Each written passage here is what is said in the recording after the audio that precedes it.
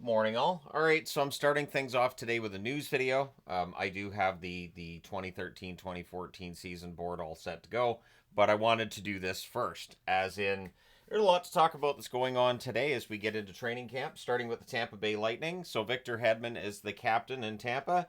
Makes total sense. I mean, Kucherov eventually someday is going to be captain, but Kucherov and McDonough will be wearing the A's as the alternates this year. Hedman takes over from Stamkos as captain. And so Tampa Bay, there'll be a lot of eyeballs on them this year to see how things go with them choosing Jake Gensel over keeping Stamkos and how that affects the team going forward. But it's Hedman who will be captain of the ship. We'll see how things go. The reason I'm wearing a Dallas jersey is kind of good news and not necessarily great news. The good news being that Thomas Harley signed a 2-year extension. This came out yesterday, $4 million per season. I didn't do a video strictly on that. I didn't feel like that warranted its own video.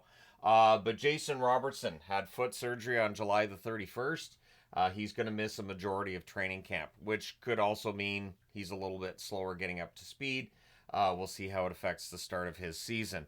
Robertson had a good year this past season, but I know that he can perform at, a 95 point range and 40 plus goals and all that. So we'll see how things go for Robertson and how long he's going to be out. But again, a majority of training camp seems to be the conservative estimate at this point. We'll see when he's able to get out on the ice and get up to speed. The Edmonton Oilers, they're the latest team to add a player on a tryout. They add Mike Hoffman on a tryout. Hoffman coming off of a pretty rough season offensively. We'll see if he can earn a contract with the Edmonton Oilers. Of course, we know they're going to be without Evander Kane to start the season, so Hoffman could jump into a role in the top 9 as long as he shows that he can still do the job. We'll see how things go for Hoffman on his tryout with the Edmonton Oilers. So the other captain that was named today, the Chicago Blackhawks have named Nick Foligno as captain. And I'm glad about this because on some level I was concerned like they wouldn't actually give Bedard the captaincy right away, would they? We've seen some young players like Crosby, McDavid come to mind to get the captaincy, and I've always been concerned about giving that to a player when they're too young. So Nick Foligno becomes captain. I know he was captain in Columbus before, so he knows the whole thing about being captain. Veteran in this game, and playing in Chicago, I think, has extended his career. So all the best to Nick Foligno. He becomes, I believe, the 35th captain in the team's history. So kudos to him for that.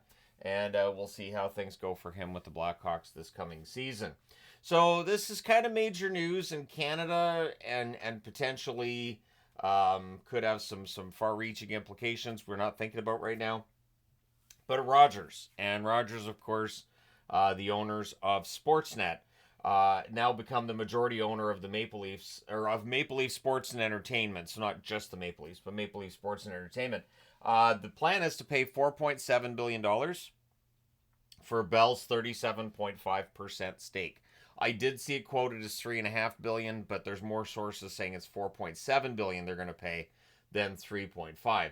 So yeah, 37.5% stake. Buying out Bell would make Rogers the majority owner of the Toronto Maple Leafs and of anything else under that umbrella of Maple Leaf Sports and Entertainment. So this could have far-reaching implications down the road, but we'll see what happens from here. But now Rogers directly in charge of the Toronto Maple Leafs from a cash flow perspective. So yeah, again, we'll see if this changes anything. So Dean Evison joking around a bit today as we get into the press part of things with the training camps and all that, saying that he asked Don Waddell to go out and find a 60 goal scorer who can produce about 100 points as well. Obviously kidding, but Don Waddell again stating today that they are going the trade route. That is the plan to solve the issue this team has right now with a lack of forward depth. So Evison, I think, is the right coach for this. I really do. I think he should do a very good job. Also, the team announcing today, and this is just the start of what they're going to be doing this year. They're going to wear a special sticker on their helmets, which will be for Johnny and Matthew Gaudreau. They're also holding a 50-50 draw over 4 preseason games. The proceeds will go to the Johnny and Matthew Gaudreau Foundation. And they're going to wear a number 13 patch all the way throughout the season as well. they'll have a moment of silence before the first game of the season. And I'm mildly surprised they haven't announced retiring the number 13 yet. Maybe they wait until the following season to do that, but nobody's going to wear 13 for the Columbus Blue Jackets again. So at least I can't see it. But yeah, this is going to be a tough season for Columbus. They're going to have to navigate all this, especially early in the season. And yeah, we'll see how things go. I'm wishing Columbus the best. Erik Karlsson. So this may be nothing, but remember, they don't necessarily tell us everything. Erik Karlsson has an upper body injury. He's day-to-day for Pittsburgh, so won't be right there at the start of training camp. Now, the fact that it's day-to-day means he should be there before the end of training camp, but you just never know. It's the National Hockey League, and teams don't always report the injuries accurately or timely, and so we'll see how long Karlsson's out for, and if that affects his ability to, be up to speed for opening night, which is, of course, second week of October for most teams. One of the teams that's not waiting for the second week of October is Buffalo. Buffalo's headed overseas, and they're going to name a captain before the first game in Europe, which makes me wonder, so is it going to be a European-born captain that they're naming here? Because it's odd not to name a captain like now, but they're going to wait until they go overseas. Kevin Adams, the general manager, announcing that today. So Buffalo will have a captain. They have not had a captain since trading Jack Eichel. I think it's going to be Dahlin. Dahlin's my guess, personally. I don't see how it wouldn't be Rasmus Dahlin. They've got a lot of time and money invested in Dahlin. He's a good defenseman.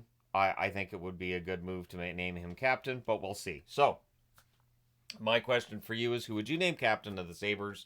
Let me know your thoughts in the comment section below as always. Don't forget to hit like and subscribe in the event you've not done so already. Thank you guys so much for all your support. I will talk to you again soon.